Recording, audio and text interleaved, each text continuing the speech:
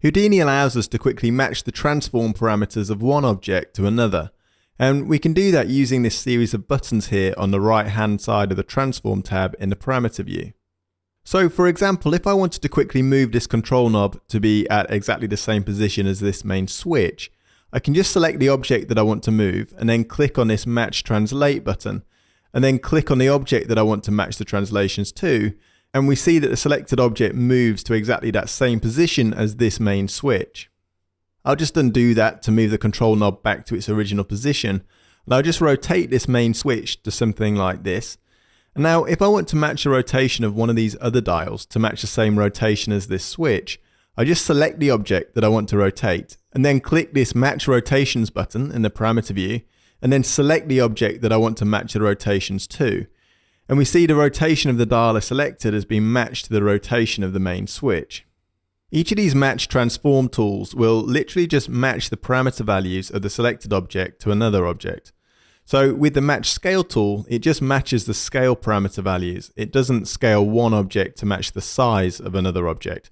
So for example, if we look at these two dial objects here, if I select this shorter one and choose to match the scale to this larger one, we don't see any change, and that's because they both have scale values of 1.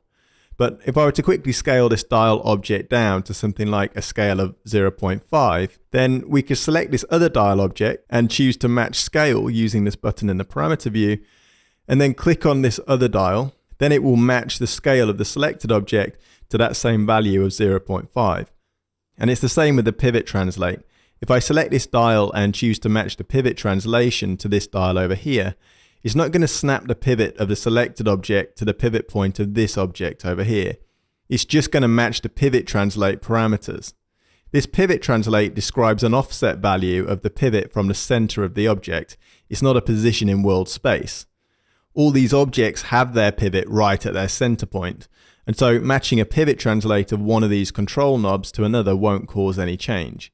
But if I move the pivot of this dial down by a value of say 0.1 units though, and then select one of these other dial objects, click on the match pivot translate option in the parameter view and select the object that I want to match to, then we see that the pivot translate value gets matched to that object. So that's a quick look at how we can quickly match the transform parameters of one object to another.